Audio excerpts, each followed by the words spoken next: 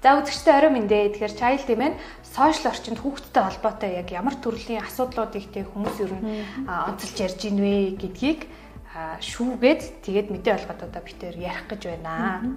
За ингээ эхний мэдээг би яриа. Тэгэхээр Facebook дээр Самбуугийн инхтөр гэдэг одоо Facebook хаягтай хэрэглэгч байна. Тэгээд юм хоёр зураг постлоод нэг нь болохоор автобус машины одоо хооронд жохон хүүхэд ингээд ундаг дугуйтай хүүхэд ингээд машины хажуудлыг бараг түшцэн гээ явж байгаа. Нэг ийм хоёр зураг ингээд постлсан байна.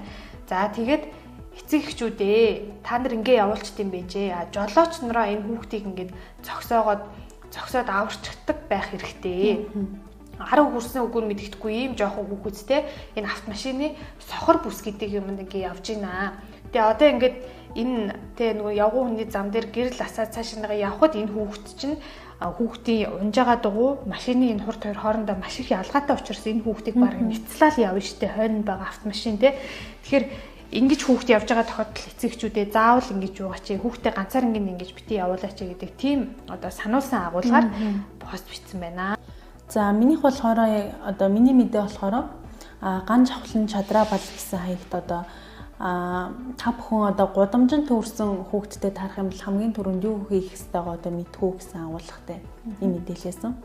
За жишээлх юм бол одоо ойрын өдрүүдэд яг хүүхэд алга болох юм хэд хэдэн тохиолдлууд бас гарсан шүү дээ. Жишээлх юм бол одоо сая сарамсалтай үйл явдал болсон Ховд аймагт бас хүүхэд алга болсон тийм. Тэгэхээр та бүхэн бол одоо хэрвээ хүүхэд одоо ямар нэгэн байдлаар алга болсон юм уу эсвэл одоо алга болсон гэсэн мэдэн дээр одоо та бүхний харснаар яг одоо тухайн хүүхэд бас ямар нэгэн байдлаар одоо тантай хаа нэгтэй таарлах юм бол бас хамгийн ойр байрлах CEO-д бас мэдэгдээрэй гэсэн ийм агуулгатай пост байсан. Та бүхэн ч гэсэн одоо хариуцлагатай иргэн хүүхэд хамгаалагч болох нь бас магадгүй энэ бичлэгийг бас цааш нь хүмүүст хүргэж одоо түгээхээс эхлэх болов уу гэж бодож байна. За миний дараагийн мэдээ бас нөгөө хүүхэд одоо мопед сураа скутер унахтай холбоотой мэдээллүүд ер нь бол нэлээд одоо сошиал орчинд явж исэн. Тэгээд Агима бүргэдгээд Facebook хаягтай нэг юуны хуучин хувцсны дэлгүүрүүдээр яваад нэг гой рил хийгээд байдаг. Тэр эмэгтэй одоо Facebook хуудсан дээр пост оруулсан байна. Тэгээд оруулсан зураг нь бол бүр ингээд үнэхээр бас ослтой харагдаж байгаа байхгүй яг ингээд бага насны хоёр хүүхэд хоёлаа ингээд юу унтсан мопед унтсан. Тэгээ нэг нь болохоор дүүгээ хойноо ингээд сунталсан байгаа байхгүй жоохон дүүн. Тэгээ яг урагшаа ингээд огцом явхад баг хошиноо ингээд саваад унахаар харагдаж байгаа байхгүй. Тэгээд эцэг их нь хамт байхгүй байгаа юм болов яасан болоо гэж харсан чи ээж аав нь хамт явж исэн гээд тэгээ яага ингээд хүүхдээ ийм эрсдэлтэй байдалд оруулж байгаа юм бэ гэж хэлсэн чи дуугүй цаашаа явцсан гэдэг гэж байгаа байхгүй. Тэгэнгүүт энэ одоо постн дээр нь бичсэн хамгийн гол санаа нь одоо энэ тэгээ уг нь ингэж аахгүй би уг нь юмыг одоо бүр 20 хаа гэх дургүй төрийн оролцоотой бизнес одоо төрийн оролцоо бизнес бага байх ёстой гэж боддгоо. За гэхдээ энэ мопед скутерийн бизнесүүд бол хүүхдийн эсрэг маскын тэрэг үлдэж штэ яг үнэндээ тийм ямар ч зохицуулалт байхгүй болохоор баг дунд ангийн сурагчид унаад машинтай зэрэгцээд сүнгэнэд яваад байна. Тэгээ эдний чинь тарих өөрөө шийдвэр гаргасан шийдвэртэй хариуцлага хүлээх юм одоо хэмжээнд хөгжөөгүй байгаа тий. Тэгээд томчууд бид нар өмнөөс нь тий энэ хүүхдүүдийг хамгаалах хэрэгтэй шүү дээ. Тэгээд хамгийн чухал санаа нь энэ аппликейшн дээр мопед скутер түрээслэхэд заавал иргэний үнэлэх шалгадаг ингээд болгоод өөрчлөхөд ер нь тийм хэцүү байгаа мó гэд ингээд бичсэн байлээ. Тэгэхээр энэ яалтчгүй одоо хүүхдүүдийн аюулгүй байдлыг хангахын тулд ингээд тал талаасаа эцэг эхчүүд тэр тухайн одоо бүтээгдэхүүн үйлчилгээг оруулж ирж байгаа хүмүүс ч тэр тий ингээд тал талаасаа хүүхдэд ээлтэй байя гэдгийг сануулсан бас нэг юм пост оруулсан байна. За миний дараагийн мэдээ болохоор Улаанбаатартай холбоотой мэдээлэл байна. За ер нь бол одоо 6 сарын 1-ээс буюу хүүхдийн байраас хойшоо бол яг өсвүүдээс бол дандаа энэ Улаанбаатартай холбоотой мэдээллүүдийг бол тогтмол үгээ явуулж ирсэн шүү дээ. Тэгээ одоо өнөөдөр бол яг Улаанбаатарны улмаас одоо яг нас баралтын тоо бол 6 төрсэн байгаа юм. Тэгэхээр яг энэ 6 нас баралтын 4 нь болохоор одоо вакцинд хамрагдаагүй буюу одоо 9-өөс доош сартай нэраа хүүхдүүдэд дээр гарсан байгаа байхгүй. Тэр чинь одоо вакцинд хамрагдах нөө хуулийн насандаа нөө товлт вакцинд хамрагдах насандаа хүрээгүй хүүхдүүд гэсэн үг юм шүү дээ. За тэгээд яг одоо яг энэ нас барсан 6 тохиолдлын 4 нь яг ийм байдалтайгаар яг 9-өөс доош сартай нэраа хүүхдүүд байгаа учраас за ер нь бол вакцины нас нь одоо болоогүй хүүхдүүдээ энэ Улаанбаатарны одоо халдвараас сэргийлэхийн тулд 6-аас 8 сартай хүүхдүүдэд одоо энэ өвчний эсрэг яг Улаанбаатар өвчний эсрэг одоо вакцины хийх юм шийдвэрийг гаргаад тэгээ хэрэгжүүлээд ажиллаж байгаа юм. Тэгээ ийм учраас одоо эцэг эхчүүд бол одоо маш энэ дээр хариуцлагатай байж харьяа өрх сумынхаа эрүүл мэндийн төвийн яг тархлаажуулалтын нэгжүүдээр бол яг энэ вакцина бол хийлгэх боломжтой юм. Ээжүүдийн групп дээр яг энэ тухай бичиж байгаа сэтгэлдлүүдээс шүүгээд үзэх юм бол ер нь бол яг энэ 6 тохиолдол бүр энэ тохиолдлын тоо ийм хэмжээнд хүрсэн нь нэг талаасаа одоо ээжүүд өөрсдөө одоо яг энэ вакциныг эсэргүүцэжсэндээ бас холбоотой юм биш үстэй гэж бас нэг. Гэтэ яг зөвхөн ээжүүд биш угаасаа эцэг эхчүүд те нөгөө хүүхдийнхээ шийдвэрийг хоёулаа гаргаж байгаа шүү дээ. Бас ийм одоо сэтгэлдлүүд бол нэлээдгүй харагдчихсэн. Тэгээд ямар ч тач одоо ийм 6-аас 8 сартай хүүхдүүдэд бас энэ тус өвчний эсрэг вакциныг тархлаажуулалтанд хамруулах юм шийдвэр гараад бас хэрэгжээд явж байгаа. Хоёлаа өмнө нөгөө нэг мэдээ бэлдээд явж байхад бас өрхийн эрүүл мэндийн төвдөр өрхийн эмнэлэг дээр энэ хэлжсэн шүү дээ. Зарим нөгөө эцэг эхчүүд бүр хүүхдтэй огт энэ хуулийн заасан товлж вакцины хийхгүй гэдэг болсон. Гээд өмнө нь ерөөсөө тийм юм болж байгаагүйгээд тэгээ ковидос хойшоо бас тэр хандлага нэлээд гарч ирсэн юм шиг байна. Тэгээ тэр нь одоо жишээлбэл энэ нөгөө улаан бурханд итгэж ч юм уу бас тодорхой хэмжээнд нөлөөлж иж магадгүй байна те ер нь. За одоо миний дараагийн мэдээ хувийн цэцэрлэгүүдтэй холбоотой хувийн цэцэрлэг сургууль дээр нөгөө нэг төлбөрөө өгчөө төлбөрийнхөө зөрүүг авах ч юм уу те ингээд нөгөө төлбөртэй холбоотой асуудлууд юу нэг хүүсд юм байлаа штэ. Тэнгүүд энэ хүн болохоор ингэж утсан байна.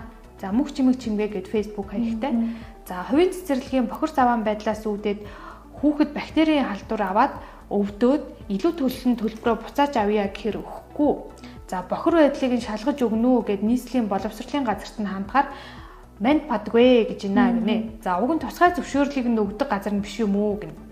За тэгээд сурч боловсрох эрхийг хамгаалах хэрэгжүүлэх үүрэг нь ерөөсөө төрд байдаг даа үг. За хувийн сургууль цэцэрлэгүүдийг зохицуулна уу гэхээр боловсролын яам нь журмаа гаргахгүй ашиг сонирхлын зөрчилтэй за ус төрчид нь хуульчлахгүй байна. Хүний эрхийг нь энэ хувийн нөхдүүдэд зохицуулаач гэхээр та нар биднийг үзий яддаг бла бла гэж мушгих юм аа. Тавлин юм да гэжээ. За тэгэхээр хүүхдийн эрхийн бас зөрчил хувийн энэ байгууллагууд зарим газар гаргаж байна гэдгийг бичсэн байна. За миний дараагийн мэдээ болохоор ерөнхий боловсролын сургуулийн хүүхдүүдийн одоо энэ сурах бичигтэй холбоотой асуудал юм. Сурах бичиг аван зарна, за хуучин номын худалдаа солилцоо, сурах бичиг одоо нөгөө нэг хайж байна, байж байна гэх ингээд иймэрхүү группүүд рүү ороод харахаар ихэнхдээ эцэг эхчүүд ингээд нөгөө одоо хүүхдүүдтэй сурах бичиг хайсан юм зарууд их байсан. За тийм дээр болохоор нэг ээж болохоор манай хүүхэд одоо 7 сурах бичиг сургуулиасаа түрээсээр авсан. Тэгтэл одоо долуулангийн алга болгосон. Тэгэхээр хүүхдүүд нэгнийхээ одоо номыг аваад тэгээд одоо сурах бичиг авдаг хүмүүс тэгтээ авдаг нэрийтлэр баг ингээд үнгүй шахах хүүхдүүдээс авчдаг ийм хүмүүст одоо нэгнийхээ номыг ингээд аваачиж өгөөд идэм байна. Тэгээд хамгийн амар нь одоо үүлийн өөр карма гэж байдаг шүү хүүхдүүдээ гэд бүр тиймэрхүү сэтгэлдлүүд аягүй явж исэн. Тэгээд хүүхдэр хулгай хийгээд баг ном аваад ийн гэсэн агуулга. Эцэг эхчүүдийн хардлага бол тийм байгаа. Тэгтээ тэрийг нөгөө нэг хардж байгаа нь бас тодорхой хэмжээний үндэслэлтэй байгаад байгаа юм л да. Тэрний үе гэхээр эцэгчүүд өөрсдөө нөгөө номын худалдаагаар ингээд очиод хайгаад үзэнгүүт одоо нөгөө сургуулийн номын сангаас олгож байгаа нэг хэлбэр байгаа, сурах бичгийг авах нэг хоёр хэлбэр байгаа шүү дээ тийм. Нэг нь болохоор хувьдаа багцаараа одоо бүтэн жил хэрэглэх номоо багцаар нь худалдаад авчдаг. Нөгөө хэсэг нь болохоор жишээ нь одоо олон хүүхэдтэй айлвал тэгж 3 хүүхэдэн сургуульд явдаг байхад гурвууланд нь тийм багцаар нь ном авч өгөх боломжгүй айлж болно шүү дээ тийм. Тэгвэл одоо сургуулиас түрээсээр ном авах нь даруй одоо 60-аас 70% багаар ингээ хэм тусдаг. Бүтэн жилийнхаа түрээсийг төлж хэрэглчихэд буцаагаад яг одоо жил бүрийн яг өдийн үед тушаадаг байгаа байхгүй. Тийм тэгэнгүүт сургууль тэгээд тушаахынгууд ном нь байхгүй. Тийм ном нь байхгүй байгаа. Тэгээд тэр номоо одоо жишээлбэл тэр нөгөө номын худалдаан дээр байгаа гэдгийг яаж мэдчихэж байгаа? Яаж мэдсэн гэх хүмүүс? За сургуулийн одоо яг энэ нөгөө нэг ном хураалтын үеэр болохоор эцэг эхчүүд өөрсдөө энэ номын худалдааны групп дээр чи ингээл зар тавьж үздэг. За ер нь ихэнх нь одоо номын худалдааны газруудаар очино. За тэнгуү тиймд болохоор ихэнх нь одоо нөгөө хуучин номнууд байгаа. Хуучин гэдэг нь нөгөө он магадгүй шинэ оны хэвлэлт гэж болно. Гэхдээ нэг хэрэгэлсэн номнууд гэсэн үг байхгүй. Тэгэнгүүт нөгөө ард талд нь сургуулийн номын сангийн номн дээр түрээсээр ашиглах сурах чиг гэдэг ард талд нь байдаг. За урдлынх нь нууцсан дээр болохоор сургуулийн номын санд олгов борлуулахыг хориглов гэдэг тамга дарсан юм тамгатай ном байдаг. Тэнгүүд тэр сургуулийн одоо номын худалдаагаар очиод үзэнгүү дандаа тим номнууд байдаг байхгүй. Дандаа номын сангийн ном. Тийм номын сангийн ном. Тэнгүүд эцэг эхчүүд нөгөө нэг алга болгосон номнууд чинь бүгдээрээ энд байна штэ гэдэг гэж байгаа байхгүй. Нэг тэр номнууд нь ерөнхийдөө сургуулийн номын сангийн номнууд. Гэхдээ ихэнхдээ нөө эцэгчүүдийн хайж байгаа номууд нь дандаа нэг төрөл. 9-р анги бол 9-р ангийн тэр чигээрэл мэдээлэл зүй ном хайх, 6-р анги бол тэр чигээрэл үндэсний бичгийн ном хайх ч юм ийм асуудлууд гарч ийн гэдэг нь магадгүй хүүхдүүдэд энэ номын захиалгыг өгөөд хүүхдүүдээр нэгнийх нь номыг ингээд магадгүй хүүхдээр хулгай хэлгэж энэ номыг ингээд олж аваад идэв юм биш үстэй гэсэн хардлага эцэгчүүдийн дунд байгаа. Тэгээд энэ асуудлаас болоод багш нар нь номоог үзээж тушаахгүй бол багш нар нь амарч чадахгүй. За тэгээ хүүхэд бас нэг багш нь номоо шаардаад байгаа учраас тайван байж чадахгүй. За эцэгчүүд бас энэс үүдээс тайван ажиллаж чадахгүй. Ийм л одоо сар үргэлжлээд дуусж байгаа юм байна. Тэгэхээр энэ бол нэг энэ талаараа бичсэн байгаа юм тийм. Ааха.